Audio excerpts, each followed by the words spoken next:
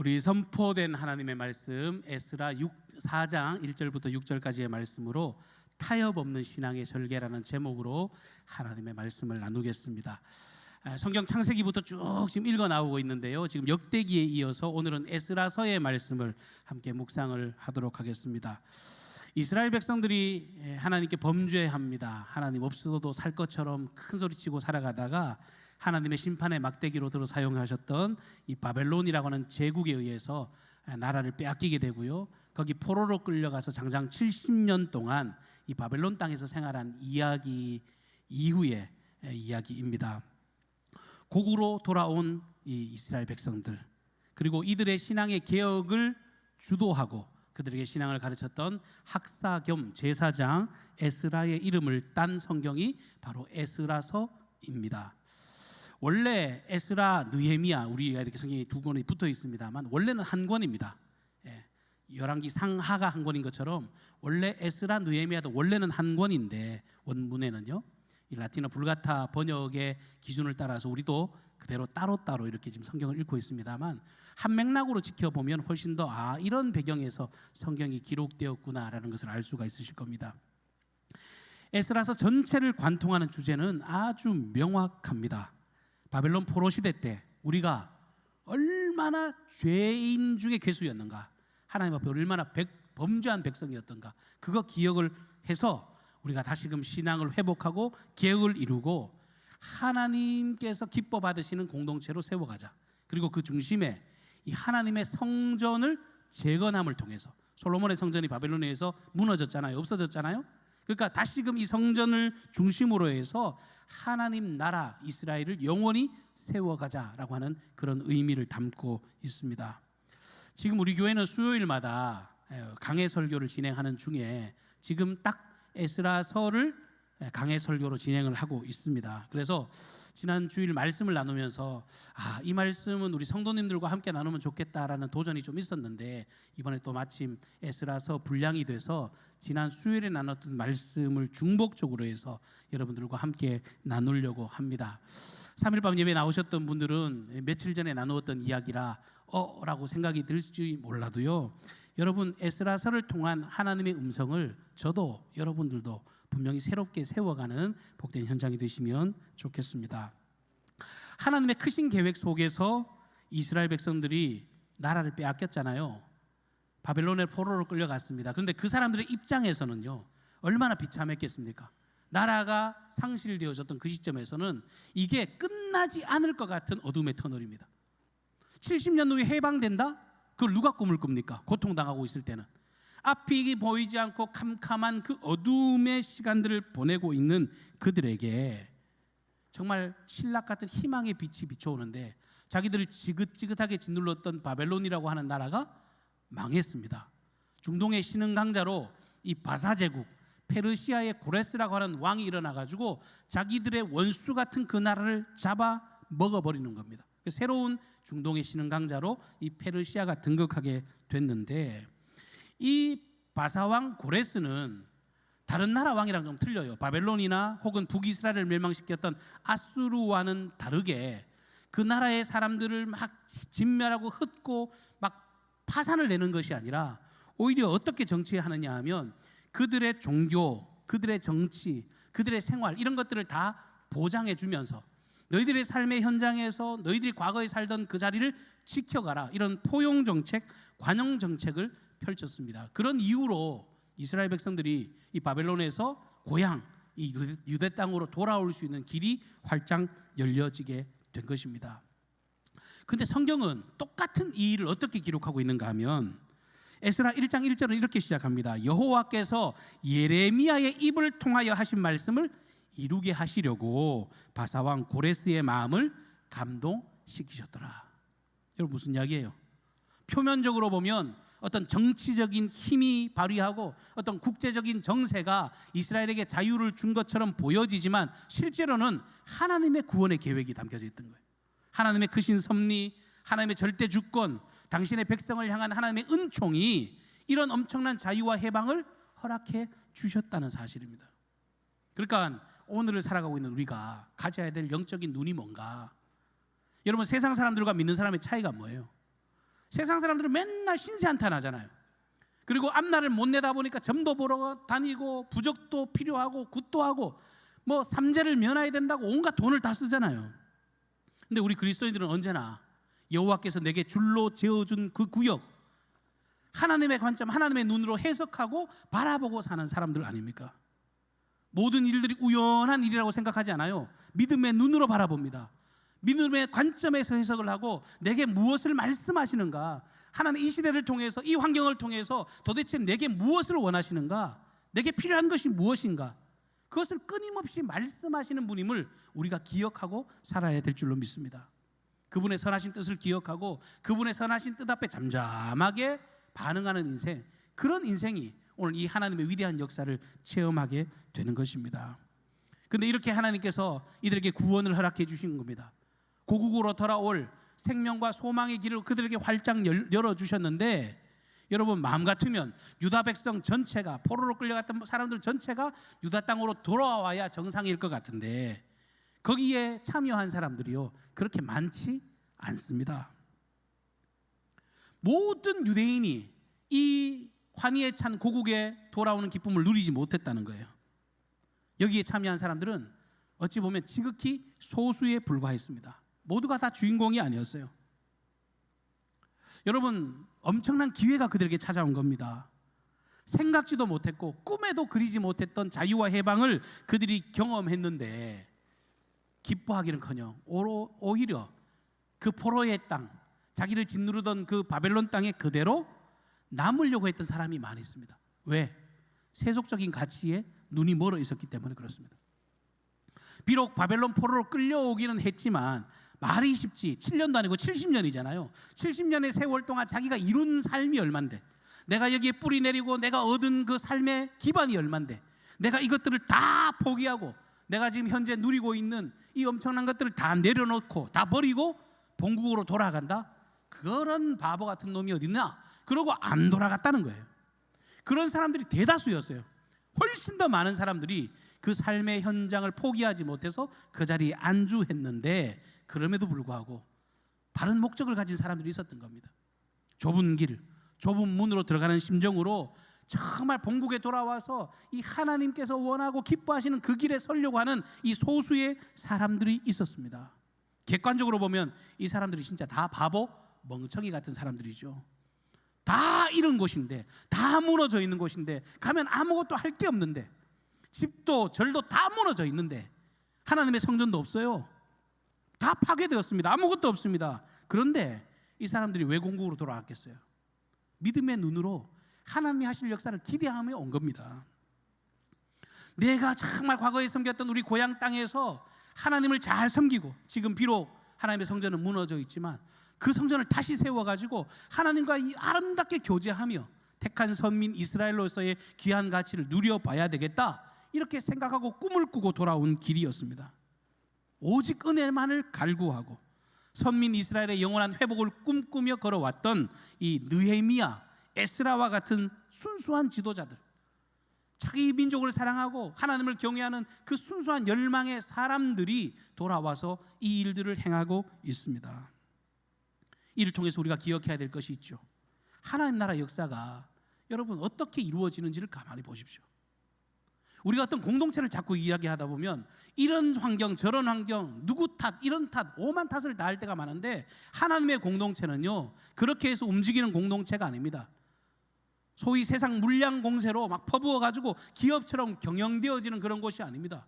돈 많고 어떤 탁월한 능력 있는 사람, 은사가 많은 사람, 그런 사람들이 필요하지만 그 사람들이 교회를 움직이지 않아요. 하나님의 나라는 어떻게 이루어집니까? 하나님의 교회는요 철저하게 그분의 말씀 앞에 순종하고, 주의 말씀이라면 정말 사족을 다하지 않고 충성하는 그 소수의 사람들에 의해서 이루어지는 역사라고 하는 것을 성경은 끊임없이 우리에게 도전하고 계십니다. 남아있는 그루터기와 같은 그들을 일으켜 이스라엘을 세우셨습니다. 비록 그 수가 미미할지라도 기드온의 300명의 용사를 구별하셔서 그 믿음을 들어서 하나님이 미디안이라고 하는 엄청난 나라를 대파시키셨습니다.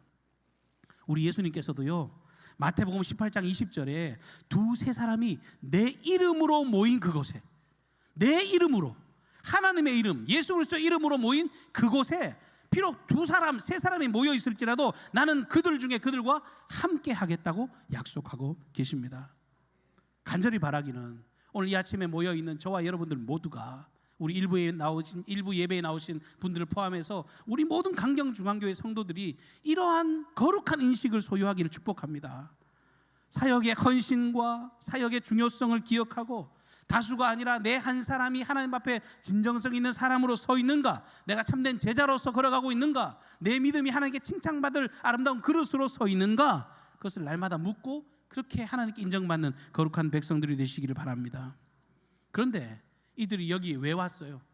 이들 마음 가운데는요 아주 확실한 비전이 있었기 때문에 그거 다 포기하고 올 수 있었습니다. 아주 분명한 목적이 있었습니다. 이들이 다가온 목적과 유일한 사명, 그건 다른 게 아니라 빨리 집에 가서, 빨리 본국으로 돌아가서 우리가 하나님께 범죄했으니까 하나님의 성전을 다시금 일으키자. 이게 그들이 돌아온 유일한 목적입니다. 하나님의 성전을 재건하는 일, 하나님의 성전을 바로 세우는 일, 그것을 막중한 임무로 여기고 그들이 이러한 마음으로 돌아왔고, 돌아온 이후에 그들은 아낌없이 자신의 재물을 드리고 자신의 몸을 드리면서 헌신해서 이 하나님의 제단을 세우는데 협력하고 있습니다. 여러분, 어떤 사회든 어떤 공동체든 심지어 하나님의 교회도 마찬가지입니다. 언제나 사람들이 모인 곳에는요 늘 세 부류의 사람들만 존재해요. 어떤 문제가 발생하면 도망가는 사람이 한 부류고, 두 번째 부류는요 그거 누가 하는지 지켜보는, 방관하는 사람들이 있습니다. 그런데요 또 한편에서는요 그게 문제가 있고 어려움이 있고 답답하지만 그 문제를 내가 극복하겠다, 도전하겠다, 바로 세워놓겠다라고 하는 사람들이 늘 존재해요. 그런데 주님의 뜻은 우리에게 분명하게 주어져 있습니다. 전도서 4장 12절 말씀에 보면 한 사람이면 패하겠거니와 2사람이면 맞설 수 있나니 세 겹줄은 쉽게 끊어지지 아니하느니라. 이게 하나님 나라의 공동체가 추구해야 될 방향이고 몫이라는 거예요. 그래서 이들이 지금 이 일을 위해서 한마음 한뜻이 돼서 이 하나님의 성전 재건을 위해서 열망하고 있습니다. 그런데 이들이 정말 순수한 마음의 열정, 그들이 하나님을 사랑하는 그 마음, 이런 것들 때문에 지금 여기에 와 있는 게 아니에요. 이들이 지금 이렇게 행동하게 한 가장 강력한 동기가 뭘까? 이게 중요합니다. 아까 여러 사람들을 이야기했지만 현실에 안주한 사람들은 내가 먹고 살기 위해서 그 자리에 머물렀잖아요. 그런데 이들이 왜 여기에 와 있냐 말이에요. 이들의 발걸음을 도대체 왜 여기에 와서 그들의 지갑을 열고 그들의 몸을 들여가면서 움직이게 한 힘이 도대체 무엇인가? 그게 에스라 3장에 보면 나와요. 에스라 3장에 보시면 이들이 포로지에서 돌아와서 제일 먼저 한 일이 뭔지 성경은 이렇게 기록합니다. 에스라서 3장 1절 말씀에 이스라엘 자손이 각자의 성읍에 살았더니 7째 달에 이르러 일제히 예루살렘에 모인지라, 이렇게 기록합니다. 여러분, 이게 무슨 소리죠? 그들이 돌아와서 각자 집에 살다가요 7째 달, 7월 달이 됐을 때요 거짓말처럼 한 자리에 모였습니다. 일제히 모였다라고 성경이 기록합니다. 왜 그런가 하면 유대인들에게 있어서 이 7월 달은 굉장히 중요한 달입니다.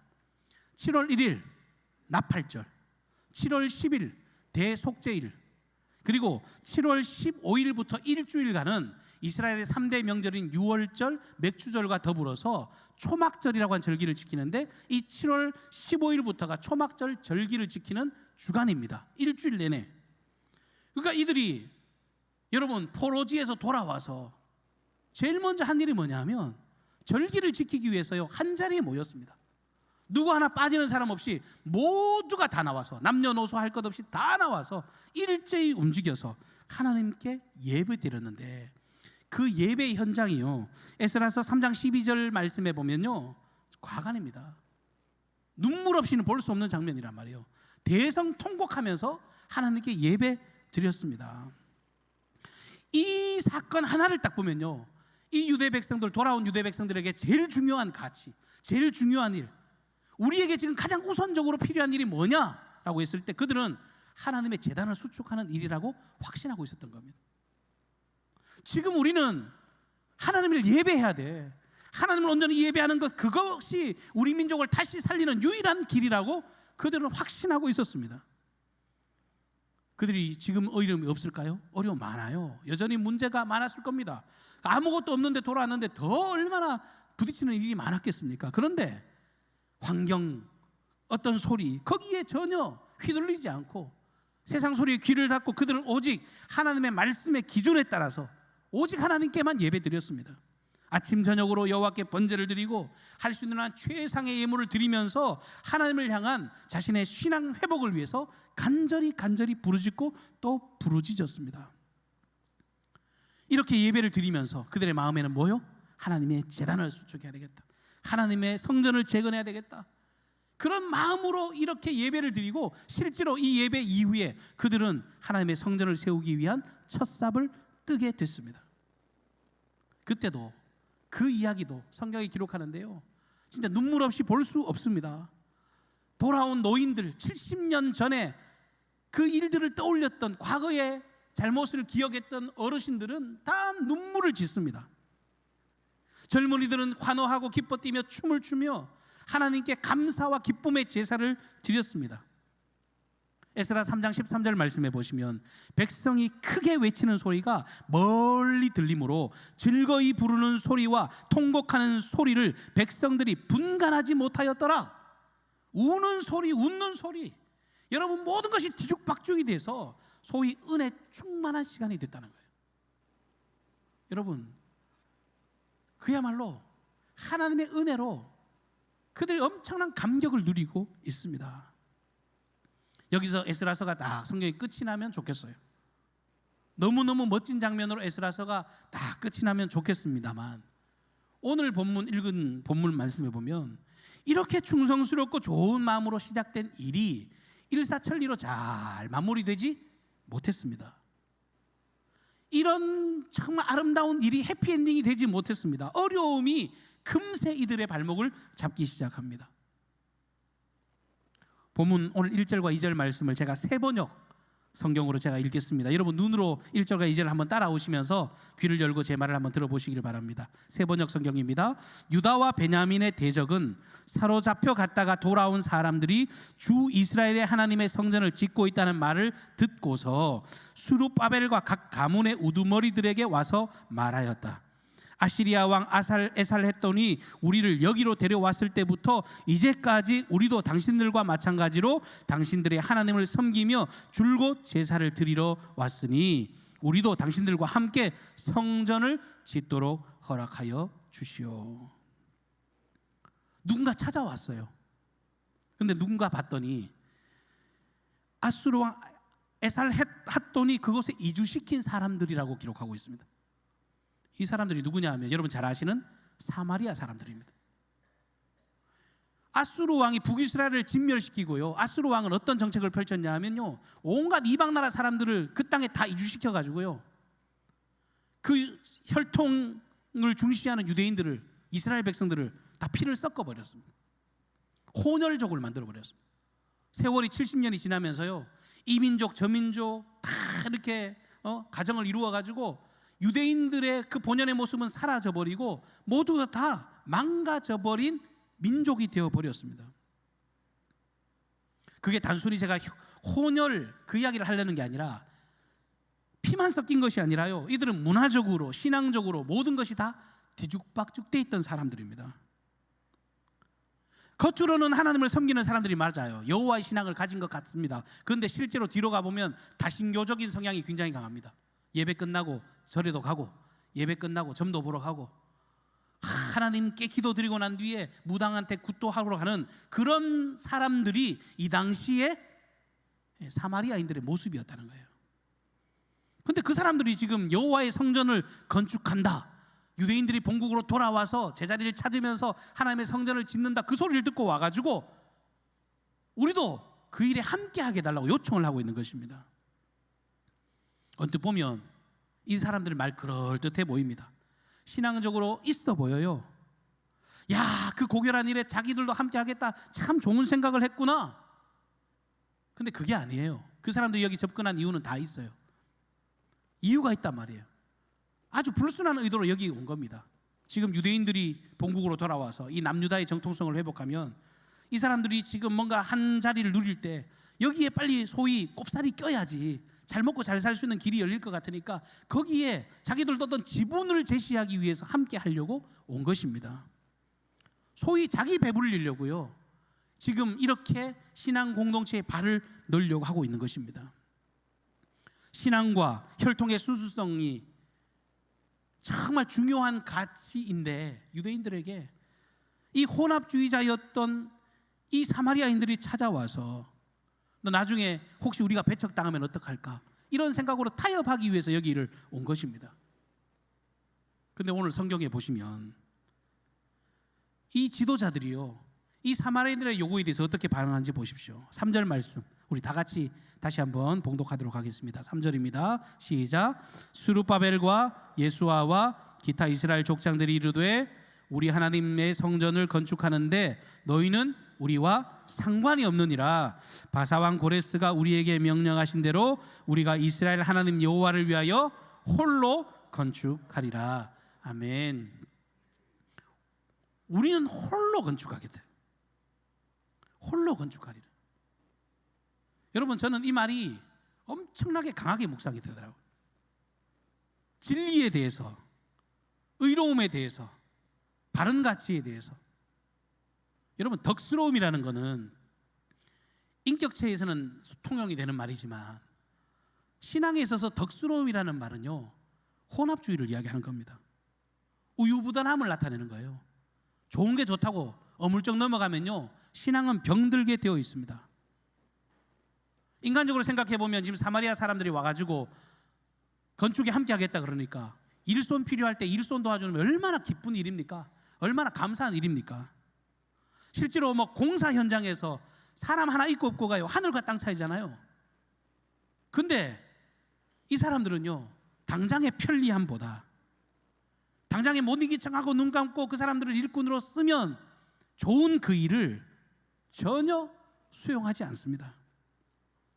잠깐 눈 감고 타협하면 될 일인데 그거보다 더 중요한 가치가 뭐예요? 하나님의 거룩한 선민에서의 자존심, 하나님이 선택하신 거룩함, 순결함, 이 거룩한 선민으로서의 이 순결성을 지키는 것, 이게 더 중요한 가치라고 확신하고 판단했던 것입니다. 그래서 스룹바벨과 예수아와 기타 이스라엘 모든 족장들이 그랬습니다. 그러니까 지도자들 자체가 바른 생각을 가졌던 거예요. 우리는 타협 못해. 우리는 그들과 손을 잡을 수 없어. 우리 하나님의 성전을 건축하는데 너희들은 우리와 상관이 없다라고 선포합니다. 지금 하나님의 성전을 재건하는 데 있어서 정치적으로나 종교적으로나 너희들과 손을 잡을 이유가 하등의 이유가 없다라고 분명하게 밝히고 있어요. 이건 깊은 내면에 신앙의 뿌리가 있어야 나올 수 있는 말입니다. 하나님을 믿는 그 믿음이 뿌리 내리지 않으면 진짜 하기 힘든 말이라는 거예요. 왜? 그렇게 말 뱉고 나면요, 하나님이 야 너네들 정말 좋은 선택했구나, 너네들 이제 시온의 들고 활짝 열릴 거다, 그리고 일이 잘 풀리면 적당하게 타협할 만하죠. 왜 세상 사람들이 왜 타협을 이라는 걸 합니까? 당장 손에 뭔가 쥐는 게 있기 때문에 타협하는 거예요. 세상사를 가만히 보십시오. 대충 눈 감고 나면 돈이 생기고요, 대충 적당하게 타협하고 나면요, 뭐가 좋아도 좋아져요. 그런데 이스라엘 백성들이 이렇게 자존심을 지키면서 끝까지 신앙의 절개를 지켰던 결과가 어떻습니까? 엄청난 대가를 그들이 지불합니다. 이제는 엄청난 방해와 엄청난 책임이 그들에게 뒤따르고 있습니다. 말이 쉽지 정도를 걸으면 이런 외롭고 힘든 싸움이 기다리고 있다는 거예요. 오늘 4절과 5절을 보시면 이들이 사마리아인의 제안을 거절한 결과가 어떠한지 기록하고 있습니다. 1호부터 거절한 결과부터죠. 1호부터 그 땅 백성이 유다 백성의 손을 약하게 하여 그 건축을 방해하되 바사왕 고레스의 시대부터 바사왕 다리오가 즉위할 때까지 관리들에게 뇌물을 주어 그 계획을 막았으며, 대놓고 방해합니다. 사사건건 방해합니다. 아무 일도 못하도록 방해했습니다. 손을 약하게 했다는 게 뭡니까? 어떤 일도 추진하지 못하도록 그들의 의욕을 꺾었다는 겁니다. 우리말로 하면 사사건건 발목 잡았다는 거예요. 한 걸음도 못 가게 막았습니다. 자꾸 걸림돌 한 번 하고 두 번 하고 세 번 하면 나중에 의욕이 상실돼서 이 성전 짓는 거 멈추겠지, 그런 의도로 이들이 공격을 하기 시작했는데, 여러분, 이게 하루 이틀도 아닙니다. 금방 끝나는 싸움도 아닙니다.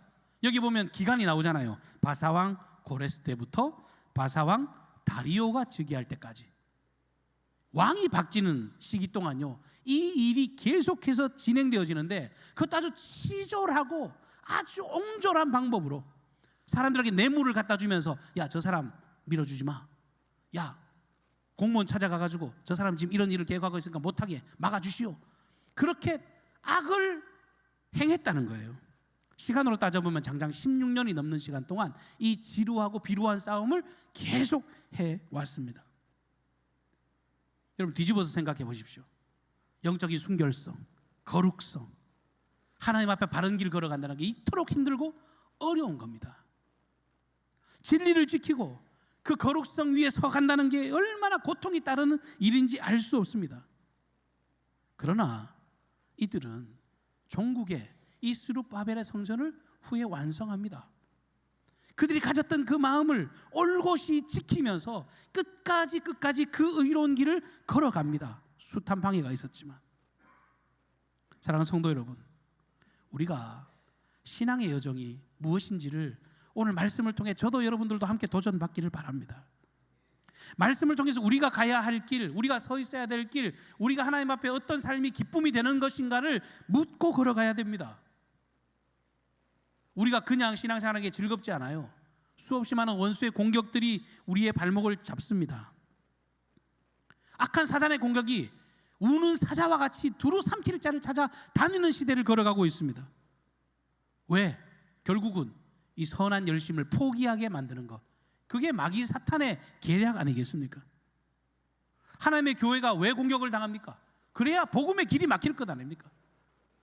하나님의 복음이 막혀야 자기들이 득세하니까 온갖 악한 일들을 도모해서 하나님의 교회와 하나님의 성도들과 하나님의 사람들을 힘들게 무너뜨리기 위해서 다가온다는 거예요. 손발 묶어서 선전 재건을 방해하고 의욕 상실하게 만들려고. 잠언 13장 12절 말씀에 보면 소망이 더디게 이루어지게 되면 그것이 마음을 상하게 한다라고 기록합니다. 여러분, 내가 꿈이 이만큼 큰데요, 한 번 꺾이고 두 번 꺾이고 세 번 꺾이면요, 사람은 다 누구나 지치고 쓰러질 위기 가운데 살아간다는 거예요. 저도 여러분들 예외가 아닐걸요? 모두가 다 마찬가지일 겁니다. 그런데 성경은요, 믿음의 사람들의 한결같은 이야기는 뭐냐 하면 끝까지 가요. 끝까지. 고통이 있지만 비바람이 앞길을 막아도 나는 가리, 주의 길 가리.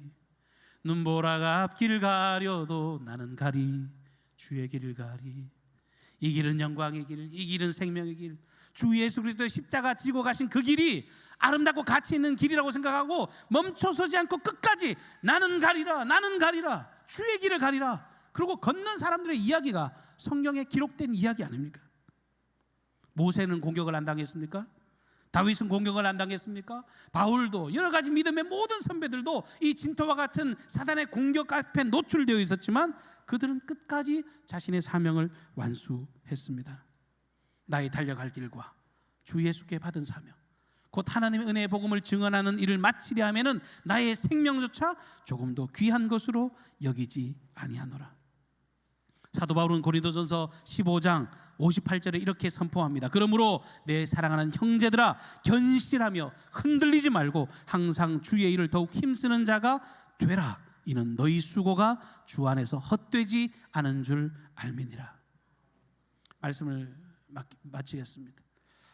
시간표를 살아가고 있습니다. 4시간인 것처럼 살아가지만 어제도 청소하면서 권사님이 그러대요. 아이고, 벌써 6월 달이에요. 2025년 6월 1일이라고 하는 시간표를 살아가고 있습니다. 하나님이 허락하신 시간입니다. 앞서도 말씀드렸지만 그리스도인의 시각은요, 세상을 바라보는 시각이 달라야 됩니다. 해석이 달라야 합니다. 하나님이 내게 말씀하시는 음성을 들어야 합니다. 오늘을 걸어가고 오늘을 살아가고 이 시대를 살아가는 우리가 하나님의 뜻이 무엇인지를 묻고 그 뜻이 분명하다면 좌로나 우로나 치우치지 않고 그 생명의 길을 걸어가는 복된 인생이 되기를 바랍니다. 오늘 이 종교 지도자들이 선언했던 것처럼 이 예수아와 스룹바벨과 모든 믿음의 사람들이 선포했던 것처럼 우리가 홀로 건축하리라. 나는 진리의 길, 이 길에 결단코 타협하지 않아. 이런 믿음의 외침을 끊임없이 지켜가시는 일사각오의 신앙으로 하나님의 기쁨이 되시는 저와 여러분이 되시기를 주님의 이름으로 축복합니다. 사랑해 주님의 은혜를 감사합니다. 거룩하고 복된 주님의 날 한자리에 모여 주 하나님의 놀라운 영광을 선포하고 주님의 광대하심과 은혜 앞에 믿음으로 서게 하시니 감사를 드립니다. 우리 사랑하는 권속들 주님 사랑하는 마음으로 이 시간 예배를 드리지만 더욱더 주님이 우리를 사랑하시기 때문에 이 예배에 우리를 초청하여 주신 줄로 믿습니다. 다 무너져 있던 그 진토와 같은 자리에서 주님을 예배하며 그들의 놀라운 힘을 더함을 받았던 것처럼 이 자리가 힘을 공급받는 자리가 되게 하시고 목적과 사명을 발견하는 은혜의 자리가 되게 하여 주옵소서. 당신의 백성들이 거룩함을 놓치지 않게 하여 주시고 우리 모두가 하나님께 인정받는 거룩한 생명과 소망을 가진 사람으로 우뚝이 서게 하여 주옵소서. 우리 개인과 우리 강경종회의 모든 앞날과 사명을 주님께 의탁하옵고 예수님의 존귀하신 이름으로 기도하옵나이다. 아멘.